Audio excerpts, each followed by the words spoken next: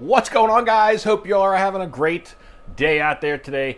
So today we are doing a little shop work because unfortunately it is a wet, rainy day outside. So great day to work on some stuff inside, and I just got some stuff in my mailbox, so worked out perfectly. So as you guys know, I've had some issues with the Kraton, not gonna lie. I've had the battery box break out of this thing. I have another one of those coming. I've had the center differential tear itself apart. Not really tear itself apart, but I busted some teeth off of it, and I since found out that you pretty much have to shim these differentials on these cars. People say also on the Outcast, I haven't had any problems with the Outcast yet, but I do have some shim packs coming, so I might do the Outcast when I get that, just as preventative maintenance so that I don't have this problem with that. Also, I have had an issue now with the center differential carrier, the plastic end. It's stripped out of me, and the screws won't tighten up now on it. So I was looking around on eBay and I found some parts. Anyway, I'll show you that in a second, but this is the new center differential or rear differential gear, 43 tooth spiral cut gear. That's the part number. You guys need it because I ripped a few of the teeth off of this one. I can't really do everything with this today because I don't have the shims yet. I'm still waiting for those to show up, because not only do I need to shim this side of it, tighten it up against that input gear, but I also want to shim the inside, the gears going on to the sun gears. I'd like to add some spacers in there to tighten everything up in there. But I want to show you guys this center differential carrier I found on there. Company, I think it's just a guy. PPS is what it is on eBay. Neat little 3D printed holders for them. Guy puts some love into his products, it seems like. But they're all nicely machined, billet aluminum, real nice. Seem well done. So it's just a small company, showing them some support. Seems to do really nice work. So I'm going to put this in the Kraton, get rid of that junky plastic one that's stripped out. I'm probably going to get one of these for the Outcast also. They're really nice, so I'll see how they work out. But we're going to get working on that, guys, so stay tuned. Alright, guys, well, I'm just going to get the top braces off and everything out of here first, and then I'll show you once I get into here. I'm not going to bore you with all this stuff.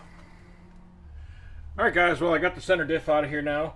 As you can see, I changed out on this. I put good sealed bearings on here and got rid of the stock ones whenever I had this thing apart. But I'm going to get this thing out of here and change out the new center brace. So I'm going to get that thing put in here. Got some extra grease left over whenever I rebuilt this. I hope it isn't leaking. It looks like it's just stuff that's squeezed out from when I had this thing apart last time. But, alright, we're going to get this thing changed out. Alright, I got the plastic one out here. And they look perfectly identical. Except this is a good aluminum. Actually, this one actually feels lighter. I swear. I think this thing is lighter than the plastic. But, alright, we're going to get this one put in there and put some Loctite on these screws since I'm going into aluminum now instead of plastic, and bring it back when I get it in there. Getting a little dab of Loctite.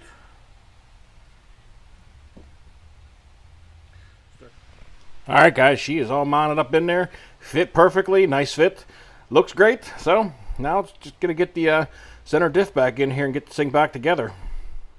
I'll tell you what, guys, the fit with that aluminum piece is so much better. It does not have all that play and give in there. It is a nice snug fit. Feels a lot better now. Alright, guys, well, the center diff is all back together again. Got that new differential brace in there, that PPS it's made by. Really nice work they did on it. Really like that thing. So hopefully that'll hold up, help keep all that stuff strong and straight in there. There's definitely a time and a place for aluminum parts, and anything in the drivetrain, usually is a decent place. I'm not real big into aluminum stuff, with A-arms or everything else, because it just adds weight and they don't hold up. There's definitely a place for aluminum, and in my opinion, that's one of them. Anyway, a couple other things I just want to show you that I did with the car so far, while I've been waiting for my differential parts to come. I put a rear brace on this thing. This is from GDS Racing. There wasn't any of the hot racing ones available at the moment when I went to order this, but this is actually really nicely made too, and it's lighter than the hot racing ones, so maybe give those a check out. Stock front one's still stock, but I also put on the RPM front bumper on this and the rear skid plate for this. Figured help protect this chassis a little bit and the front end a little bit.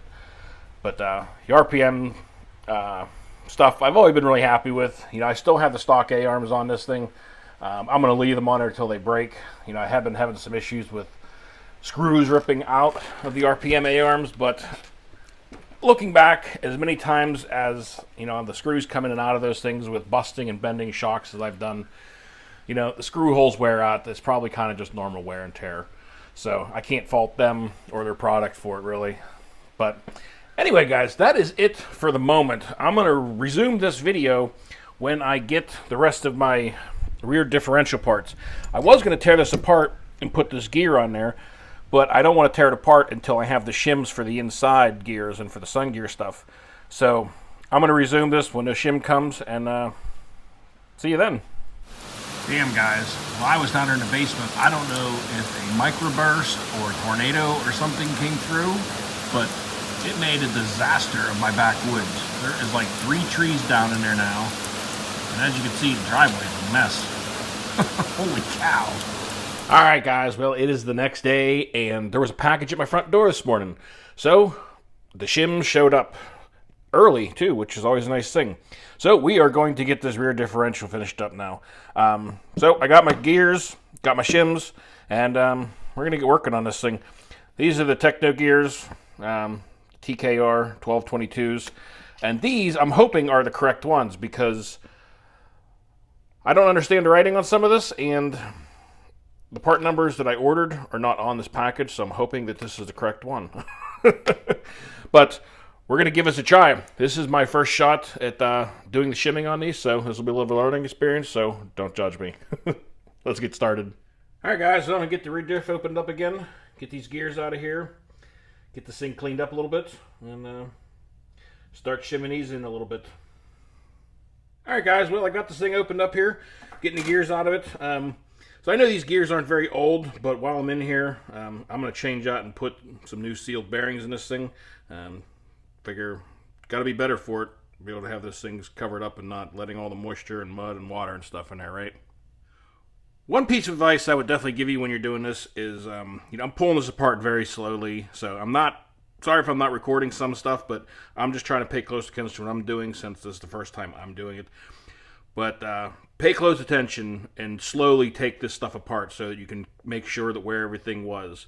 You know, to get these splines out and change the gears, you got to pull a little sun gear off. There's a pin down here, and underneath that pin there's a washer, and then there's your little rubber O-ring that goes on under there. And then also on this side of the bearing, there's one little flat washer that goes between the cup here and the bearing. So make sure you keep track of that stuff. I know that there's been some problems with these pins breaking. Whenever I was watching Alden Koss do his, when he pulled them apart, I think he had one of his come apart, or maybe both of his come apart in pieces, so keep an eye on those things, guys. All right, guys, well, I got everything transferred over to the new gear. It's all back together on this side. So now I'm going to get this side back together. I got the new bearing on there, just getting this thing back together at this point. Again, you have your metal washer on this side of the bearing. Keep an eye on that. And then you have the same things with the rubber O-ring and then a washer. You're in the pin that locks all that on the inside of that. Alright, guys, well, I am going to work on the inside gear now on the shims. So what you're trying to do, and from what I've learned about this so far, is you're basically trying to push these gears in closer towards your sun gear in the middle so that tightens all that gap up. The washers, or the shims, should I say, you want to put on the insides of these. Now, everybody said that obviously every differential is a little bit different. It's not cut and dry with what side gets how many. Some guys kind of said that, oh, you automatically got to put at least one on each side. Some people put 2 on each side. I'm going to go a little bit on the light side at the moment and see how it feels. I'm going to do 1 on each gear, put it in there and see how it feels, because I don't know what the mesh was like and the tolerances were like on this one when it was built. So I'm going to start with 1 on each gear, just on each side. So just 2 shims total is what I'm going to start with. See how that feels. All right, guys. Well, I think that's what I'm going to stay with for now. Is just adding one shim on each one of the gear sets. So I just put one on this gear and then one on this gear. I only used 2 shims total. But it definitely feels like it brought everything in, and it's riding on more of the gear now. You can kind of feel it. It just has a different feel to it. I think that's pretty good. I guess it's only known by experience and trials and errors, but from what I've gathered, this feels pretty decent. So I'm going to go with this one, guys. All right, well, while I'm letting the 100K differential grease soak into there real good, just figured I'd let you know the next thing we're going to do is going to work on the shims on the gear side of this to push this further over into your input gear on the back. You know, I've seen some people, shim the input gear and push it further back in yet. From what I can feel, it doesn't feel like it's very close already to the differential in the back. So I'm not going to mess with that just yet.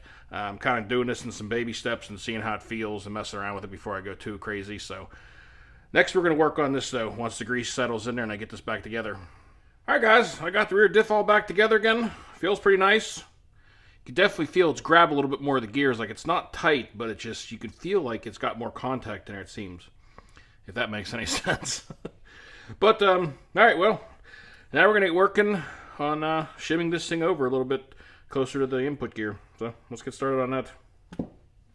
Alright, guys, well, we're going to start with 2 of them on here right now. There was one on here from the factory, so I'm going to add an extra one first and see how that feels. Well, 2 definitely felt a lot better, but I think we're going to go with 3 on this side is going to be the happy spot on this thing.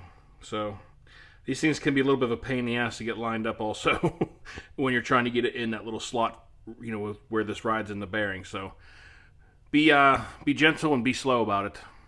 All right, guys. Well, there it is. I got all 3 in there, and I'll tell you what, the play back and forth now is so much better. Made a big difference. It's nice and tight up against that input gear now. Feels a lot better. But as you can see, might be kind of hard to see on camera here, but all 3 of the shims are right here, and there's a groove right along here you'll see. And basically, you just want to get that on the inside of that with the bearing, and basically just shifts all that over there. Definitely feels a lot better now, though, so I'm going to get this thing back together.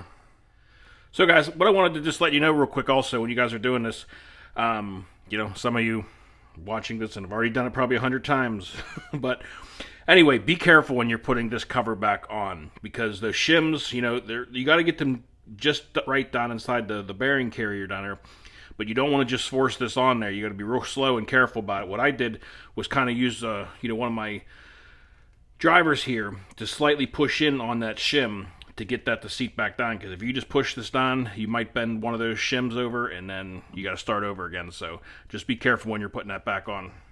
Real quickly, I figure I'd show you all the part numbers again just so you guys can look at them if you want to order the same stuff or need to.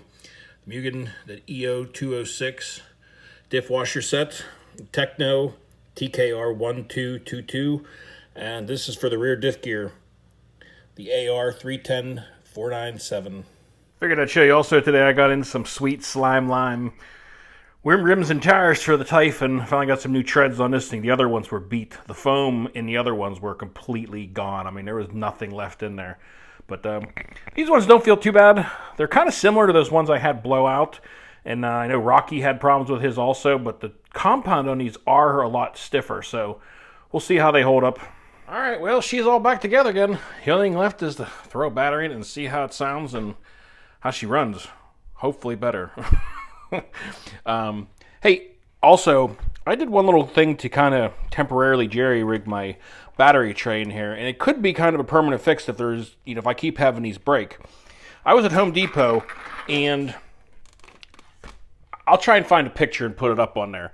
Now, this is just a temporary fix, guys, but I don't know if you've seen any of those bolts. One side is like a long threaded tube, and the other side is obviously a short little nut. Or bolt, sorry, and they basically clamp together, but they give you a flush surface in order to, screw something together. So I found this one and drilled a hole through the frame and up through the battery box and mounted it together. But it gives a bigger surface area, you know, it gives a real big nut on the upside of this thing to hold this battery tray down. Just temporary until the new one comes, and hopefully the new one I don't break again, but I guess we'll see what happens. And I threw a piece of soft Velcro over there just to cover the little bit of the washer side, or the nut side that's up there, but it's very thin, so hopefully it holds up for a little bit. Alright guys, well, moment of truth.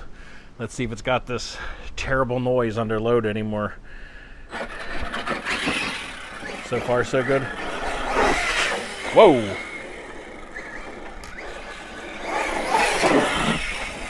Nope. Mesh definitely sounds a little different in there. But it doesn't sound bad. But the clicking noise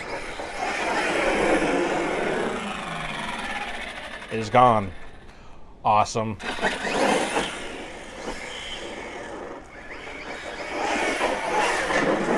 This thing is the beast. Well guys, it seems to be running pretty good.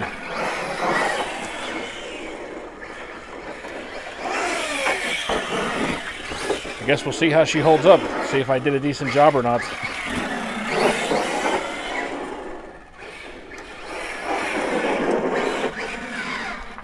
Alright guys, well that is going to do it for the day. Hope you guys enjoyed the video. Hope it was helpful. I'm learning too guys, so we'll see how this goes. But until next time y'all, be safe, be careful out there. Peace out everybody.